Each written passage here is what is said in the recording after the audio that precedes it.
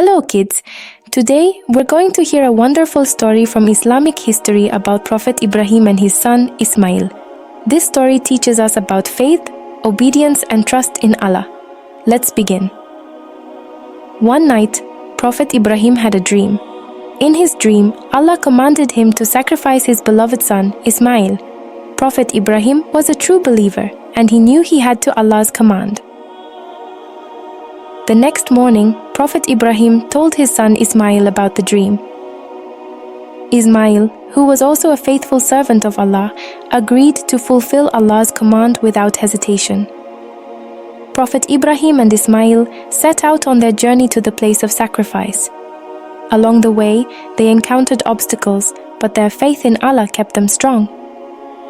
On their way, Shaitan, devil, tried to tempt Prophet Ibrahim and Ismail to disobey Allah's command, but they threw stones at Shaitan, rejecting his temptations.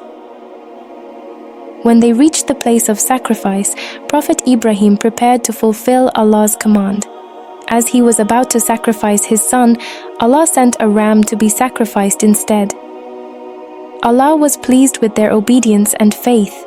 He blessed Prophet Ibrahim and Ismail for their unwavering trust in him.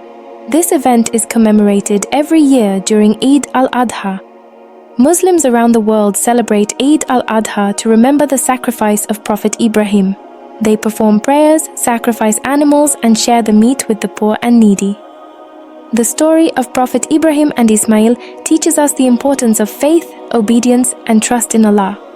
By remembering their story, we learn to be strong and faithful just like they were. Thank you for joining us on this wonderful journey. Remember kids, always have faith and trust in Allah and be ready to follow His guidance just like Prophet Ibrahim and Ismail. Goodbye and keep learning.